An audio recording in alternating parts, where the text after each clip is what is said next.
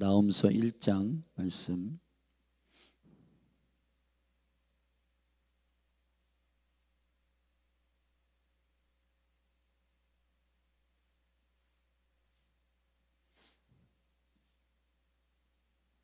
구약성경 나홈서 1장 말씀입니다. 우리 같이 저와 여러분이 한 절씩 교독하십시다. 니느웨에 대한 중한 경고 곧 엘고스 사람 나홈의 묵시의 글이라. 여호와는 투기하시며 보복하시는 하나님이시니라. 여호와는 보복하시며 자기를 대적하는 자에게 진노를 품으시며. 다시 읽으세요. 2절 곧 빠뜨렸는데 시작.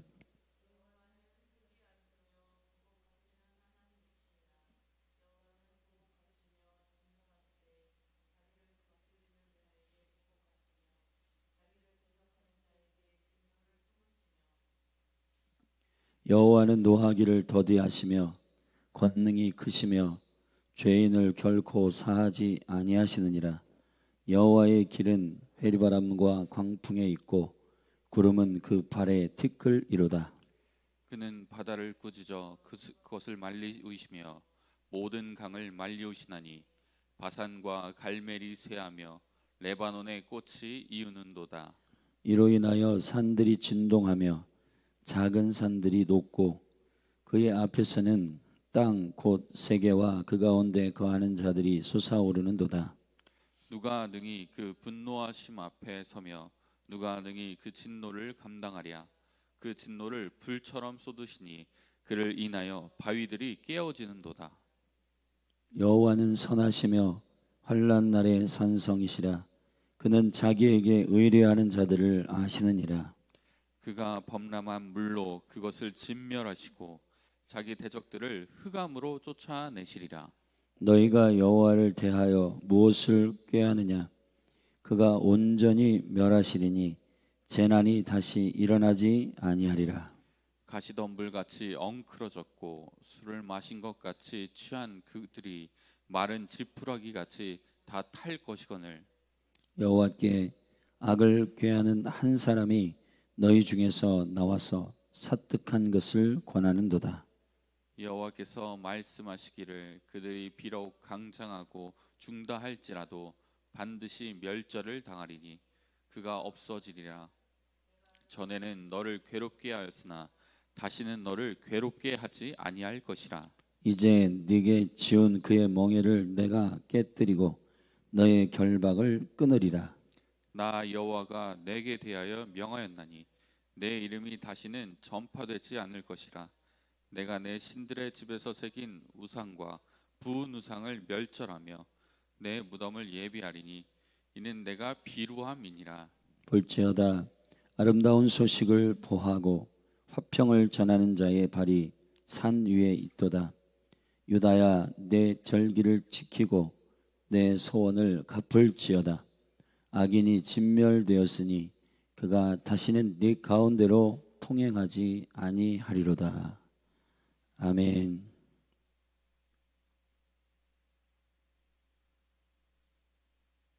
나홈서의 말씀은 이 나홈 선지자는 BC 600년대에 활동했던 선지자입니다. 사실은 요나를 통해서 니느웨의 심판이 보류되고 약 100년이 흐른 시간입니다. 약 100년이 흐른 이 시간 동안에 주님은 오래 참으셨고 니느웨를 향한 심판을 보류하신 상황입니다. 이제 여호와께서 니느웨 아수르의 악함과 그 포악함들을 주께서 심판하시는 심판의 집행이 앞으로 다가왔음을 나홈을 통해서 심판의 메시지를 전달하는 1장, 2장, 3장입니다. 나홈의 1장은 심판을 선고하시고 2장은 구체적인 심판의 내용을, 3장은 왜 심판하셨는지에 대한 심판의 이유를 말씀하십니다.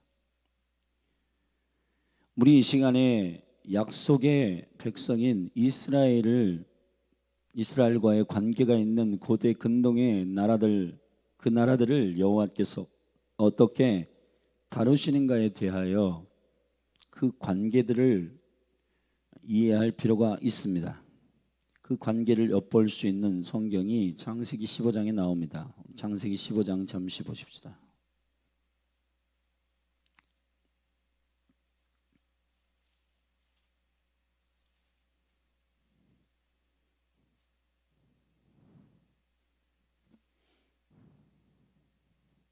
창세기 15장 13절부터 제가 읽겠습니다.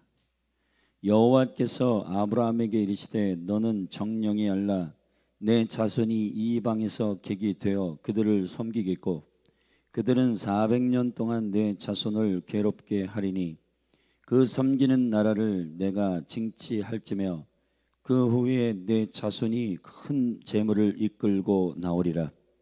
너는 장수하다가 평안히 조상에게로 돌아가 장사될 것이요 내 자손은 4대 만에 이 땅으로 돌아오리니 이는 아모리 족속의 죄악이 아직 관영치 아니함이니라 하시더니 했습니다. 아브라함을 통해서 이스라엘이 애굽으로 400년 동안 잡혀갈 것에 대해서 말씀을 하시고 예언하셨습니다.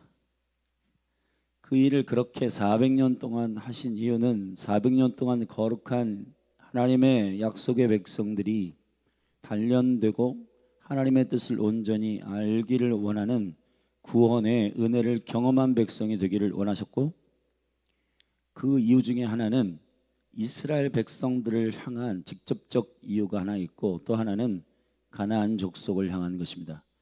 가나안 족속을 향하여 가나안 7족속 중에 대표적인 아모리 족속이 있는데 그 아모리 족속이 아직 죄악이 관영하지 아니하였다 그랬습니다. 하나님은 거룩한 백성을 통해서 세상을 심판하시기를 원하십니다. 그런데 거룩한 백성이 아직 준비되지 않았을 때에는 거룩한 백성을 준비시키는 시간이 필요하고, 그리고 그 거룩한 백성들의 삶이 세상의 백성들과 똑같은 상태에서는 그들이 정죄함을 받지 않기 때문에 그 일들의 시간이 필요했던 400년이었고, 그 시간이 지난 후 이스라엘이 준비되는 동안 결국은 가나안의 죄악이 관영하게 아구까지 차는 시간을 주님은 염두에 두고 있는 것입니다. 약속의 백성들, 현재로 치면 교회, 예수 믿는 사람들이 세상을 향하여 거룩한 정죄가 되어야 하는데, 크리스찬의 삶을 통해서 세상이 하나님의 뜻대로 살지 않은 것에 대하여서 깨닫고 주께로 돌아와야 하는 그 지점이 어디냐? 그럼 주의 백성들이 세상을 향하여 빛과 소금의 역할을 감당하는 그 지점에 준비가 필요하고, 또 한 가지는 세상의 심판이 선고된 이후에 심판이 집행되는 그 사이의 시간이 죄악이 관영하는 시간이 주님 기다리시는 시간이라고 주님 말씀하셨습니다.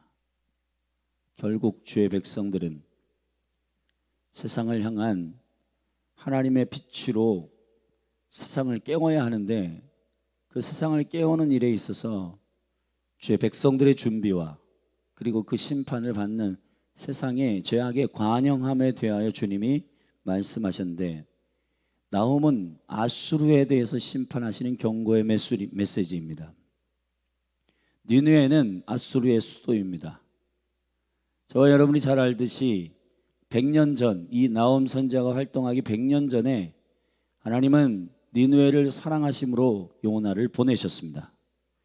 요나가 사실 이스라엘을 식민지로 잡고 있었던, 침범하고 죽이고 포악하게 굴었던 아수르를 사랑하기 힘들었고, 니느웨로 가기 싫어서 다시스로 가는 해프닝이 벌어졌고, 그럼에도 불구하고 요나를 잡아 물고기 뱃속에 3일 동안 넣었다가 빼가지고 그가 하나님의 3일의 생명의 요나의 표적을 보게 됩니다. 그리고 난 다음 하나님은 모든 영혼을 사랑하시고 이스라엘뿐만 아니라 온 열방을 사랑하시는 하나님에 대하여 깊이 요나가 경험하게 됩니다. 근데 요나가 3일 길 동안 이 하나님의 말씀을 전해야 되는데 하루만 전했어요. 하루만 전했어도 회개가 선포됐고 니느웨의 왕으로부터 저 짐승까지 가축까지 회개하는 역사가 있었어요. 근데 요나가 이게 너무 마음에 안 들어가지고 저 민족이 회복하고 회개하는 게 너무 질투가 나가지고 막 투덜거리니까 주님께서 박넝쿨을 그늘로 이렇게 덮으셨다가 그거를 말라 비틀어지게 하셨잖아요.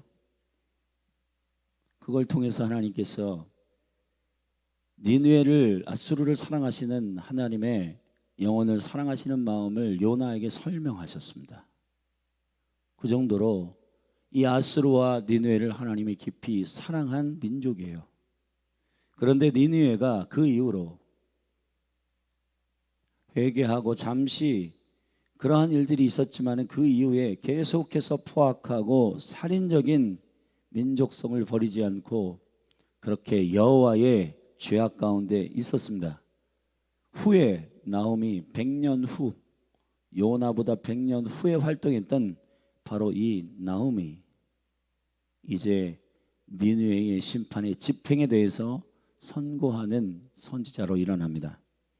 1절은 니느웨에 대한 경고라고 내용에 대한 전반적인 요약이 있고 이 나홈은 어떠한 출신인가를 설명하는데 간단합니다. 엘고스 사람 나홈의 묵시의 글이라 이렇게 되어 있습니다. 엘고스란 말은 사실 성경에 아무리 찾아봐도 그 지명이 구체적으로 나온 데가 없습니다. 성경학자들은 연구하다 갈릴리의 한 작은 마을인데 그 갈릴리의 작은 마을의 별명과 같은 엘고스란 말입니다. 가버나움이라는 곳이에요. 가버나움은 예수 그리스도가 공생애를 시작하신 곳입니다. 나홈이라고 하는 곳은 뜻은 위로라는 말입니다. 가버나훔, 나훔의 마을, 가버라는 말은 고을이란 말이고 나홈이란 말은 위로란 말이니 위로의 마을, 위로의 도시, 거기서 나홈이 나온 겁니다. 공교롭게도 예수 그리스도께서 이 나홈이라고 하는 격려와 위로의 메시지를 가지고 이 땅에 오신 첫 번째 보혜사셨습니다. 보혜사는 위로하시는 분이십니다. 그리고 지금 우리에게 주께서 아버지께서 보내신 성령님은 주님이 요한복음 14, 15, 16장에 설명하셨듯이 보혜사 나홈이십니다. 위로자세요, 위로자. 근데 한 가지 명쾌하게 짚고 넘어가야 할 것은 우리 안에 주님을 온전히 이해하기 위한 지혜와 계시의 영 안에서 위로라는 말은 사실 지금 우리가 이해하고 있는 인본주의적 위로하고는 조금 그 의미가 격차가 있습니다. 우리가 생각하는 위로는 우리가 고난과 문제와 갈등이 있을 때 주위에서 그 문제와 고난과 이런 걸 다 들어주고 아유 많이 힘들겠다 하고 어깨를 두드리며 함께 그 자리에 있어주는 정도를 말하는 겁니다. 그러나 성경의 위로라고 하는 이 나옴이란 말은 그런 뜻이 아닙니다. 그런 뜻이 아예 없지 않지만은 핵심은 거기에 있지 않습니다. 어깨를 두드려 주는 데 있지 않습니다. 그들의 문제를 공감해 주는 데 있지 않고 그들이 여호와의 진리의 기준으로 돌아가기를 원하는 것이 나홈입니다. 나홈. 그래서 예수님은 공생애를 나홈에서 시작했어요. 나홈의 사역은 보혜사의 사역입니다. 위로의 사역입니다. 위로는 그만 울어라 그런 게 아니에요. 여호와께로 돌아가라는 것입니다. 할렐루야. 예수님의 공생애를 시작하신 그 사건을 잠시 읽어보십시다. 마태복음 우리 다 같이 한번 배워보십시다.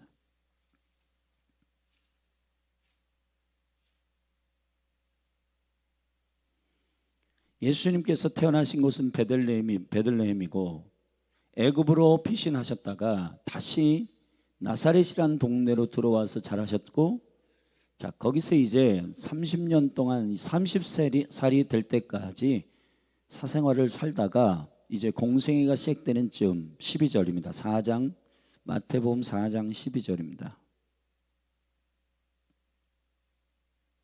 예수께서 요한의 잡히심을 들으시고, 자, 예수님의 공생애의 시작은 그 시그널이 있습니다. 그 시그널은 예비하는 자가 감옥에 갇히는 것입니다. 세례 요한이 감옥에 잡히고 갈릴리로 물러가셨다가 나사렛을 떠나 스불론과 납달리 지경 해변에 있는 가버나움에 가서 사시니 이는 선지자 이사야로 하신 말씀을 이루려 하심이라 일렀으되 스불론 땅과 납달리 땅과 요단강 저편 해변길과 이방의 갈릴리여 흑암에 앉은 백성이 큰 빛을 보았고 사망의 땅과 그늘에 앉은 자들에게 빛이 비추리었도다 하였느니라.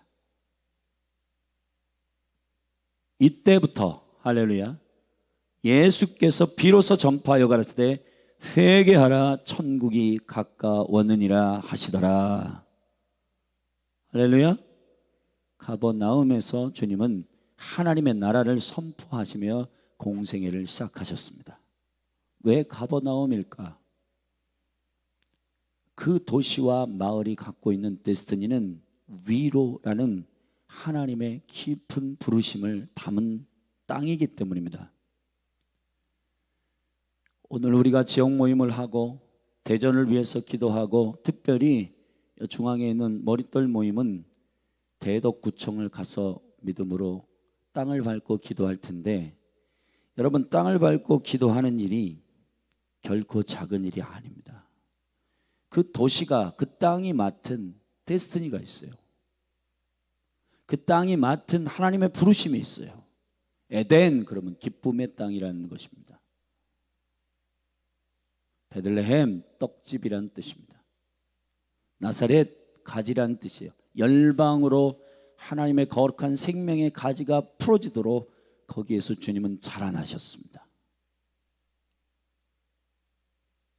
열방을 인도하는 거룩한 가지로 주님이 성장하셨어요. 거기가 나사렛이에요.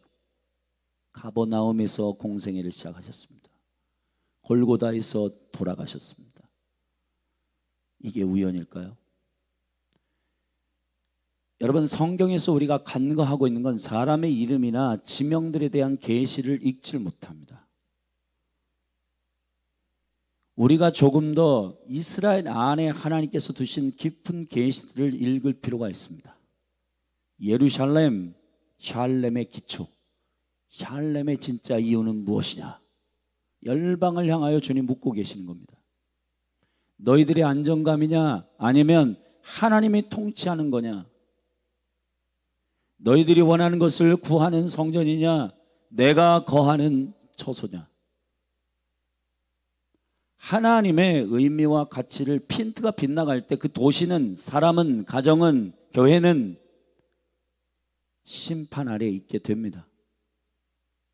성전일지라도 강도의 구려를 만들 때는 여호와 주님께서 다 뒤집어 엎으시는 겁니다. 왜냐하면 주의 뜻대로 세팅이 안 되니까요. 대전 한밭입니다. 한밭 이전에 신첩, 신실한 사람들이 겹쳐서 나온다 그래서 신첩입니다.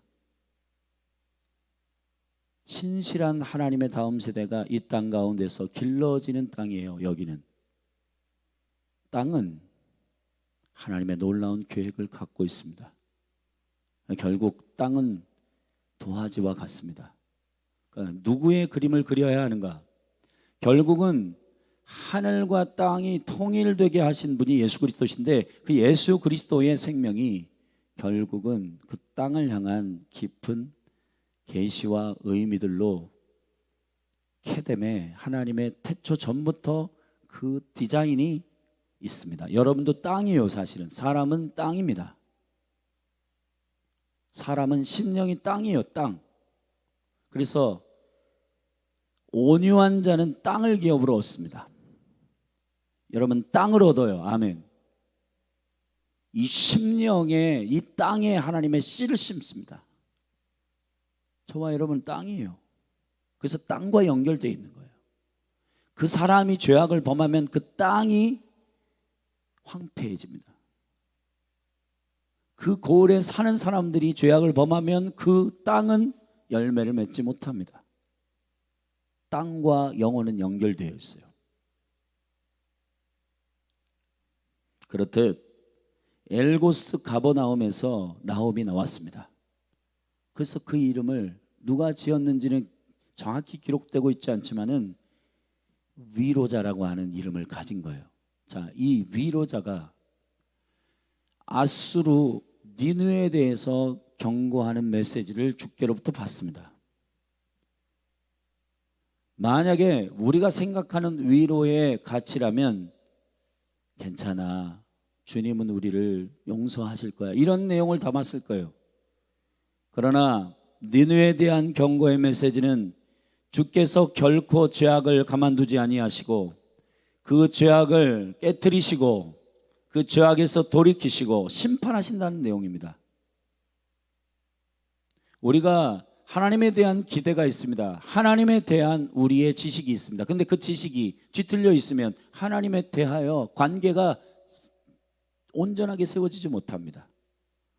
예를 들자면 기도의 영역에 있어서 주님을 우리가 이렇게 이해합니다. 주님은 나의 기도를 들으신다. 근데 기도를 들으신다라고 할 때 그 들으신다는 그 응답 안에는 예스도 있고 노, 아니다, 안 된다라고 하는 말도 응답에 들어 있어야 돼요.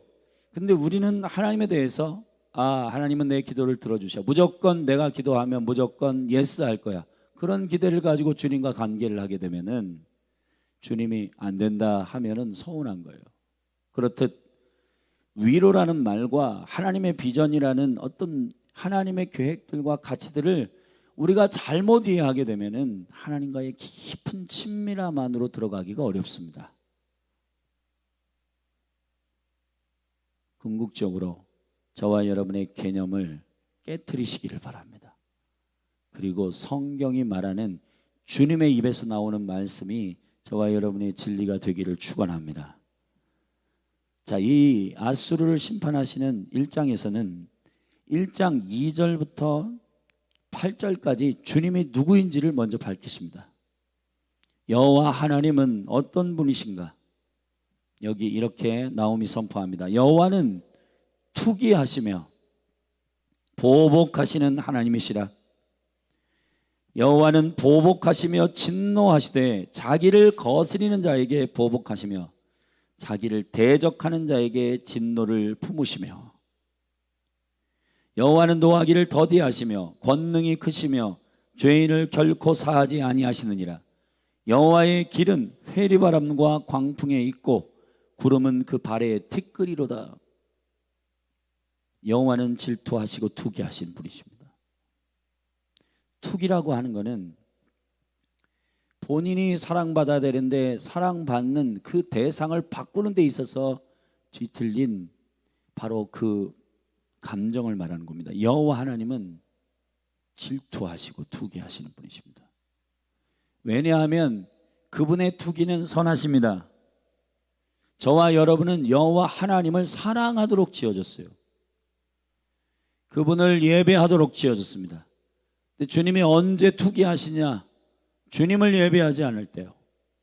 그래서 9절 이후에 보면은 이 아수르와 니느웨의 우상 숭배와 이 모든 것들을 주님께서 깨트리시겠다고 말씀하십니다.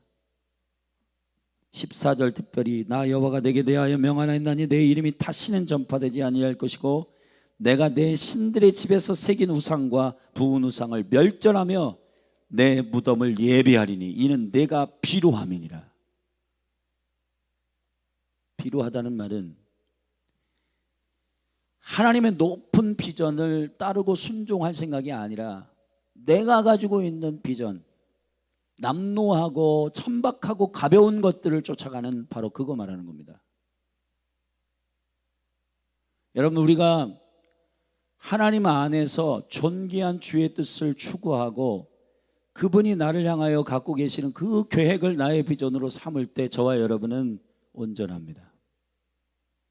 그런데 세상이 우리에게 계속해서 미혹하고 쾌락을 통해서 넘어오게 하는 그런 수많은 비전을 가장한 가면을 쓴 수많은 꿈들이 우리를 비루한 꿈에 우리의 인생을 던지게 하고 나의 쾌락과 나의 만족을 위해서 그러한 뜻을 붙들게 되는데 그게 비루한 겁니다. 결국은 그 뜻을 붙들기 때문에 그 뜻을 성취하기 위해서는 무당 찾아가고 그 뜻을 성취하기 위해서는 뭔가는 이루어주겠다라고 하는 여기저기에 기웃거릴 수밖에 없어요. 그게 우상숭배입니다.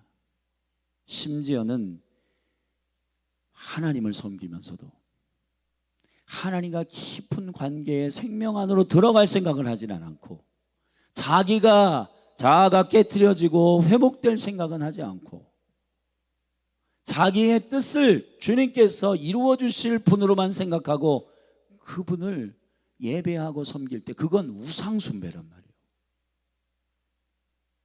신앙생활이라고 하는 것은 궁극적으로 자기가 죽는 것입니다. 제자의 길은 자기를 부인하고 어린 양 대신 예수 그리스도를 따라가는 것입니다. 신앙생활은 자기의 뜻이 관철됐다고 기뻐하는 여정이 아닙니다. 하나님의 뜻이 내 삶에 이루어지는 걸 기뻐하는 여정이에요. 할렐루야. 주님은 질투하시는 분이십니다. 그리고 그분은 이건 히브리어로 게물로트인데 게물로트, 보복하시는 분이십니다. 주님의 백성을 대적하고 심지어는 주님께 니느웨도 아수르도 쓰임받았지만은 쓰임받았을지라도 그 일에 포악하게 살인하고 이스라엘 백성을 유린하고 그 백성들을 죽이고 강도질하고 하는 그 백성은 반드시 주님께서 벌하십니다. 여호와 하나님의 이 일이 이 하나님에 대한 깊은 이해가 저와 여러분에게 있기를 바랍니다. 주님이 누구이신가? 신앙생활의 핵심은 주님이 누구이신지를 깊이 이해하는 것입니다. 4절, 그는 바다를 꾸짖어 그것을 말리우시며 모든 강을 말리우시고 바산과 갈멜이 쇠하며, 바산은 여러분 굉장히 풍요로운 땅이고 갈멜은 물이 철철 넘치는 것인데 거기가 말라버린대요. 레바논의 꽃이 이우는도다. 꽃이 떨어지고 여러분 그 엄청난 화려하고 풍성한 땅들도 말리우게 하실 수 있는 분이십니다. 그로 인하여 산들이 진동하며 작은 산들이 높고 그의 앞에서는 땅 곧 세계와 그 가운데 거하는 자들이 솟아오르는도다. 누가 능히 그 분노하신 앞에 서며 누가 능히 그 진노를 감당하랴. 그 진노를 불처럼 쏟으시니 그를 인하여 바위들이 깨어지는도다. 여호와는 선하시며, 여러분 이걸 기억하십시오. 여호와는 선하십니다. 환난 날의 산성이시라. 그는 자기에게 의뢰하는 자들을 아시느니라. 하나님의 뜻을 신뢰하고 그분의 행하시는 일을 선함으로 노래하고 엎드리고 겸손하게 회개하는 자에게 주께서 은혜를 베푸십니다. 그러나 자기의 뜻을 깨트리지 아니하고 여전히 주님을 이용하고 주님의 나에게 좋은 것을 주실 때 그 좋은 것이라고 하는 것은 심판도 징벌도 좋은 것이에요. 어떤 의미에서 좋은 것이냐? 내 안에 있는 죄와 내 안에 있는 그 허물들을 드러내시고 나를 거룩하게 하시기 때문에 선하신 겁니다. 근데 우리가 이 영역에 있어서 주님에 대한 오해가 많이 있습니다. 우리의 뜻을 내려놓고 주님의 얼굴을 구하십시다. 나의 죄악과 강팍함 주님께 고백하니 나를 불쌍히 여기사 치유의 은혜 허락하소서.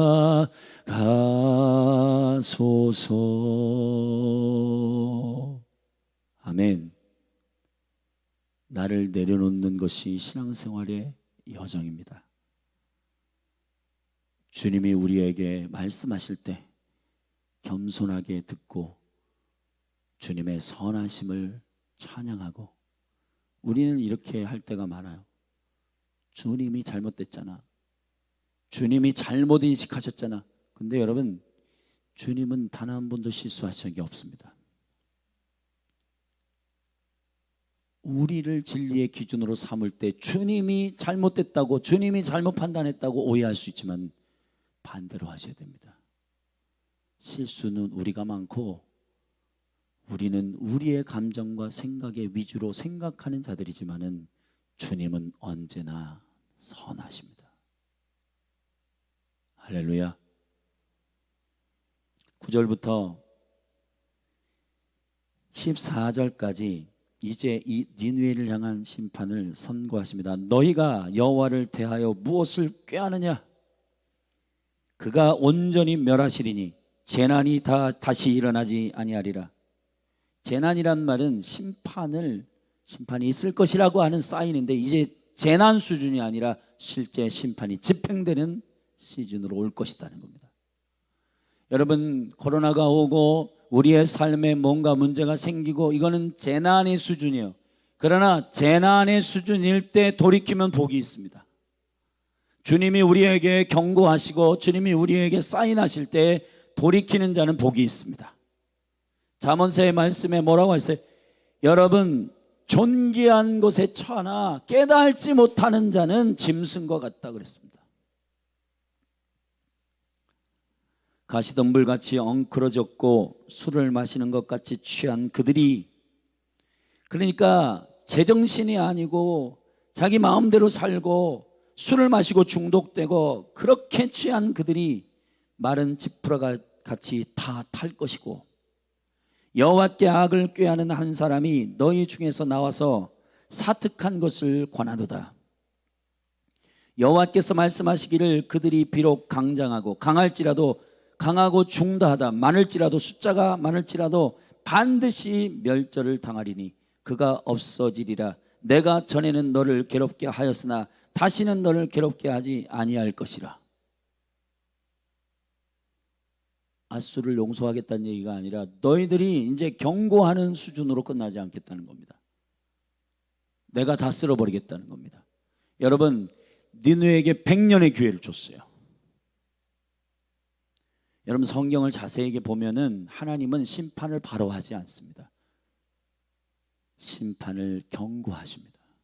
그리고 난 다음에 시간의 기회를 주십니다. 찬스를 주십니다. 무드셀라가 성경에서 가장 오래 산 사람이에요. 근데 그 에녹의 아들 무드셀라가 969년을 살았어요. 근데 에녹은 선지자였고 그 아들 65세의 아들을 낳을 때부터 주님은 그를 통해 메시지를 주신 겁니다. 세상에. 무드셀라란 말은 창을 던지는 자란 뜻이에요. 주님이 너희들 죄악에서 나와라. 그게 무드셀라의 969년은 하나님이 참으시는 시간이에요. 969년째 되는 해, 노아가 600세 되는 해 홍수가 터집니다. 하나님은 오래 참으셨어요. 1000년 가깝게 참으신 겁니다. 경고를 언제서부터 하셨냐? 에녹 그 아들 무드셀라부터 경고하시고 969세를 무드셀라를 살게 하셨어요. 무드셀라가 걸어 다녔습니다. 경고가 걸어 다녔어요. 여러분, 지금 쓰나미가 있고 여러분 회오리 바람이 불고 지금 기후들이 바뀌고 세계가 진동하는데 뭐 흔히 있는 일이야. 여러분, 우리가 이게 묻어져 있어요. 재난의 수준일 때 주께로 돌아가야 하는 겁니다. 이 시간들은 그렇게 여러분 주님이 오래 참으시지만 끝까지 참으시지는 않으시거든요.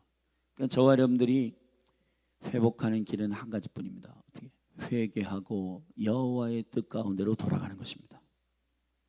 우리 니느웨의 이 심판을 경고하는 이 땅과 같이 되지 않기를 주의 이름으로 축원합니다. 14절에 이제 13절에 내가 네게 지운 그 멍에를 내가 깨뜨리고 너의 결박을 끊으리라. 나 여호와가 네게 대하여 명하나니 내 이름이 다시는 전파되지 아니할 것이라. 내가 내 신들의 집에서 새긴 우상과 부은 우상을 멸절하며 내 무덤을 예비하리니 이는 네가 비루함이니라. 사랑하신 여러분, 저는 그 대학원 때부터 저에게 주신 하나님의 굉장히 중요한 교회를 깨우는 그 부르심이 있었는데, 그게 뭐냐면 성이라 성령 충만과 그리스도 안에서 온전케 되는 것은 옵션이 아니다. 성도들에게 전도하고 사랑하고 주님을 깊이 있게 사랑하는 성령 충만한 삶을 선택이라고 가르치지 말아라. 이것은 모든 성도들에게 향하신 하나님의 온전한 뜻이다. 지금 많은 성도들이요, 거듭난 이후에 이 정도로 살면 되겠지, 그러한 중산층으로 살고 있어요. 주님은 성경 안에서 완전한 대로 나아가라, 거룩해져라, 완전해져라, 성령 충만해라 하셨어요. 근데 이거는 선교사들이나 목사들이나 특별한 어떤 그러한 특별한 사람들만 하는 그런 신앙의 정점인 줄 알아요. 그러니까 이 정도 사는 것도 주님이 가불하게 여기셔야 돼. 내가 직장 생활도 하고 이것저것 하면서 지금 얼마나 바쁜데 내가 이렇게 기도 생활 이 정도 하는 것도 주님은 기뻐하셔야 돼. 이렇게 하면서 여러분 우리가 신앙 생활을 합니다. 저와 여러분이 받은 예수의 생명이 목사들에게는 100% 주고 성도들에게는 한 20% 주셨나요? 아닙니다, 여러분. 우리가 지금 이 사단에게 대적할 수 있는 가장 안전한 것은 뭐냐 하면 우리가 주님께 완전히 사로잡히는 거예요. 근데 여러분, 완전히 주님께 사로잡히지 못하도록 사단이 우리에게 적당히 신앙생활하는 그 수준으로 신앙생활을 하게 합니다. 사랑하신 여러분, 주님을 향한 열심이 저와 여러분에게 부어지기를 바랍니다. 성령 충만하시기를 주의 이름으로 축원합니다. 날마다 깨어있기를 바랍니다. 아멘. 비루한 곳에 우리의 마음을 두지 않기를 바랍니다. 누추하지 않기를 바랍니다. 우리를 향한 나는 이 정도면 됐어, 그렇게 하지 마시고 지혜와 계시의 영을 부으셔서 우리의 부르심의 소망이 무엇이며 성도의, 이거 굉장히 중요한 말씀입니다. 여러분 축복합니다. 성도의 기업의 풍성이 어떠함을, 기업의, 우리를 향한 기업의 그 풍성함이 무엇인지를 알게 하여 주시고, 열린하늘 교회를 향한 코로나 때 이 정도는 선방하는 거야. 교회 없어지는 교회도 많은데 이 교회는 그래도 지탱을 하고는 있잖아, 연명을 하고는 있잖아, 그런 수준이 아닙니다. 여러분, 교회는 연명하는 공동체가 아니에요. 아멘. 믿음으로 여러분 한 분 한 분 안에서 주께서 여러분을 향하여 주시는 충분한 계획들이 이루어지기를 축복합니다. 비루하지 않기를 바랍니다. 가난한 데 우리의 비전을 두지 않기를 바랍니다. 누추한 것에 나의 뜻을 두지 않기를 바랍니다. 하나님의 존귀하신 뜻에 주의 얼굴을 보며 눈을 들어 나의 도움이 어디로부터 오는지, 나의 비전이 누구에부터로 오는지 눈을 들어서 산을 보고 여호와의 얼굴을 구하고 저와 여러분들이 엎드리게 되기를 주의 이름으로 축원합니다. 아멘.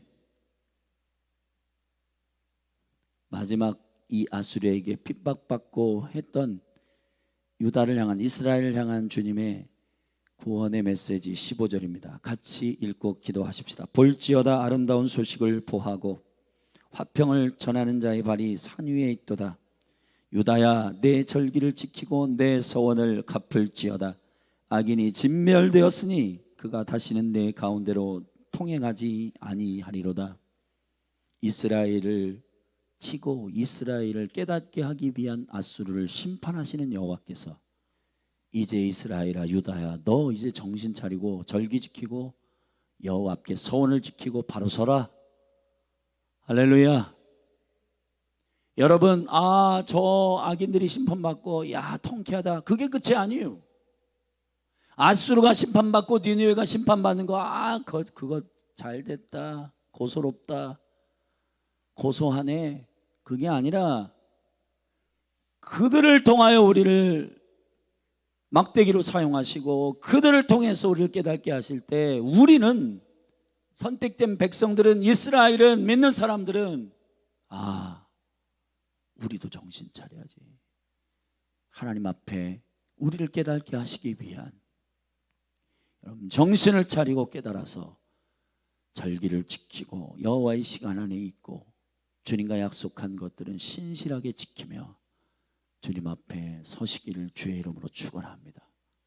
이게 앗수르 니느웨를 심판하시는 이유 중에 궁극적인 이유 중에 하나입니다. 사랑하신 여러분 한 분 한 분 안에 누가 심판받았다, 누가 참으로 주님께 다루심을 받았다, 그거 고소하게 여기지 말고 나를 돌아보고 겸손한 심령을 가지고 주님 앞에 내 안에도 주의 빛 가운데 조명하는 그런 은혜가 저와 여러분에게 있기를 예수 그리스도의 이름으로 축복합니다. 기도하십시다.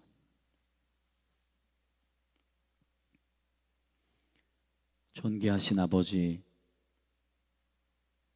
우리가 우리 자신의 주님께 겸손함이 없을 때 우리는 회개의 은혜와 영광을 누리지 못합니다. 그리고 세상이 심판받고 재난이 일어나고 환난이 있을 때 이 세상의 심판을 보며 우리는 안전하다, 이러한 마음만 갖고 있습니다. 그러나 주님은 이방을 심판하시고 앗수르를 심판하시며 이스라엘에게 바로 서라고 말씀하시는 것과 같이 재난이 일어나고 전염병이 일고 할 때 믿는 우리부터 주님께서 깨닫게 하시는 주님의 음성이 있음을 압니다. 주님, 우리 안에 있는 죄악과 허물과 큰 들보를 깨닫게 하셔서 우리로 겸손하게 주님께 엎드리고 주님의 심판 앞에서 우리를 돌아보는 은혜가 각 사람에게 임하도록 열린 하늘교회 회개의 영을 부어 주옵소서. 하나님을 두렵고 떨림으로 경외하는 영을 부어 주옵소서. 예수 그리스도의 이름으로 축복하며 기도했습니다. 아멘. 우리 함께 하나님의 말씀을 붙들고 기도하십시다. 앗수르 니느웨의 심판을 우리가 경고하는 나홈의 위로의 선지자의 메시지를 들었습니다. 지금 대한민국을 향한 하나님의 거룩한 메시지와 경고의 말들을 놓치지 않기를 바라고 한국교회를 향하여 가깝게는 열린하늘교회 안에 우리를 돌이키시고 회개하게 하시는 주님의 깊은 메시지를 우리가 놓치지 않게 되기를 우리 이렇게 기도하십시다. 성령님, 내 영혼을 부드럽게 하사 겸손하게 하시고 주님의 말씀을 듣게 하옵소서. 그렇게 주님 앞에 나아가십시다. 우리 같이 한 사람 한 사람 겸손한 마음을 가지고 주의 보좌 앞으로 나아가 우리 성령님의 인도하심을 쫓아 기도하십시다. 기도하겠습니다. 주여,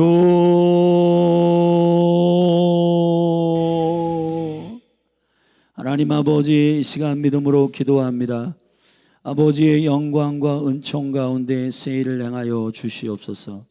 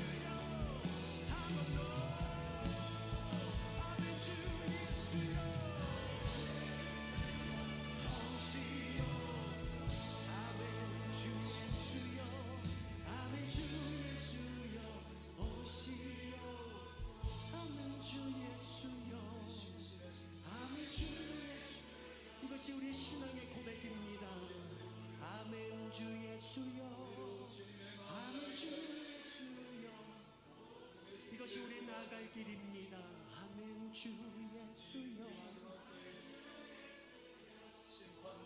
마지막 한 번 더. 아멘. 주 예수여.